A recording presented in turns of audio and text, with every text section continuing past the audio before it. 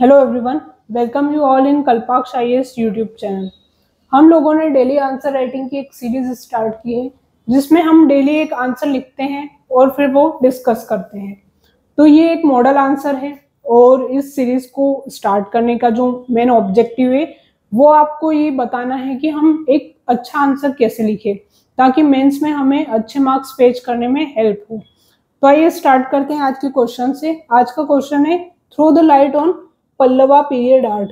तो ये जो मैंने क्वेश्चन दिया है ये पीवाईक्यू है और ये हिस्ट्री का क्वेश्चन है। तो हिस्ट्री में एमपीपीएससी मेंस जीएस 1 का पार्ट है, इसमें ये क्वेश्चन पूछा जा चुका है और ये 10 मार्कर का क्वेश्चन है। आपको 200 शब्दों में लिखना है। 200 शब्दों में आपको तकरीबन 2 पेज में आंसर लिखना होता है। तो देखते हैं हम कि मैंने ये आंसर कैसे लिखा है। ठीक है, तो सबसे पहले मैंने यहाँ पर इसका इंट्रोडक्शन लिखा है, देन इसकी बॉडी लिखी है एंड लास्ट में मैंने कंक्लूजन लिखा है। तो आप देख सकते हैं कि मैंने इसको 3 पार्ट में डिवाइड किया है जो स्टैंडर्ड फॉर्म है आंसर लिखने का। तो इस तरीके से आप एक अच्छा आंसर लिख सकते हैं। तो आइए डिस्कस करते हैं ये आंसर। सबसे पहले मैंने यहाँ पर इंट्रोडक्शन लिखा है पल्लवास के बारे में कि उन्होंने कौन सी सेंचुरी में और कहाँ पर किस रीजन में रूल किया था। आपको पता ही होगा कि ये साउथ इंडियन डायनेस्टी है। तो इसका मैंने 4 से 5 लाइन में इंट्रोडक्शन लिखा है। आपको हमेशा ध्यान रखना है जो इंट्रोडक्शन है वो 4 से 5 लाइन में ही लिखे। इससे बड़ा इंट्रोडक्शन अगर आप लिखेंगे तो फिर आपको जो मेन पॉइंट्स हैं वो लिखने में जगह नहीं बचेगी। तो आपको ये चीज़ ध्यान रखनी है कि आप ज़्यादा से ज़्यादा 4 या 5 लाइन में इंट्रोडक्शन लिखें। इंट्रोडक्शन लिखने के बाद मैंने बॉडी लिखी है। सबसे पहले मैंने इसको अलग अलग पार्ट्स में डिवाइड किया है। सबसे पहले मैंने यहाँ पर कैरेक्टरिस्टिक्स लिखे हैं कि क्या क्या कैरेक्टरिस्टिक्स थे। जैसे वहाँ पर रॉक कट टेम्पल्स होते थे और स्ट्रक्चर टेम्पल्स थे, तो ये लिखे हैं मैंने। और जो भी अलग अलग मुझे पॉइंट्स लगे ठीक, वो मैंने यहाँ पर 5 से 6 पॉइंट्स लिखे हैं जो कैरेक्टरिस्टिक्स है। तो इस तरीके से आप ये भी ध्यान रखें कि इस फ्लो चार्ट या कोई अलग डायग्राम हो गया तो उस तरीके से आप आंसर लिखें।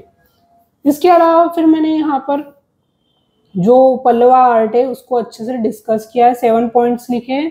हर पॉइंट में मैंने उनका एक डिफरेंट फीचर बताया है और यहाँ पर बताया है कि जो जो एग्जाम्पल्स है कौन सा एग्जाम्पल उनके आर्ट को बहुत अच्छा दर्शा रहा है, तो वो भी मैंने यहाँ पर लिख दिया है। इसके अलावा फिर मैंने यहाँ पर एक कंक्लूजन लिखा है जो अगेन 3 से 4 लाइन का है। तो आपको ये पैटर्न हमेशा ध्यान में रखना है कि किस तरीके से आप एक अच्छा आंसर लिखे।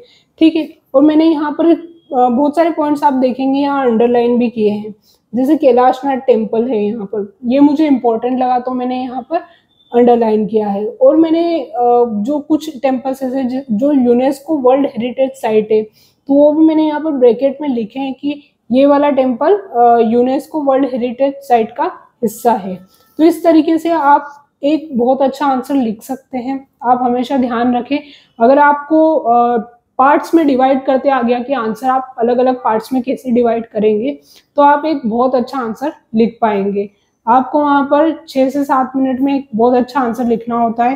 ठीक है, जो 10 मार्कर का क्वेश्चन होता है वो लेंथी होता है, उसको अलग अलग पार्ट्स में डिवाइड करके आपको लिखना होता है।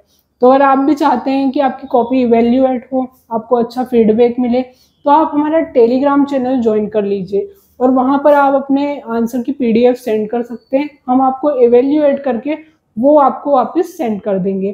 तो अगर आपको आज का वीडियो अच्छा लगा है तो आप हमारे वीडियो को लाइक करें एंड थैंक्स फॉर वॉचिंग।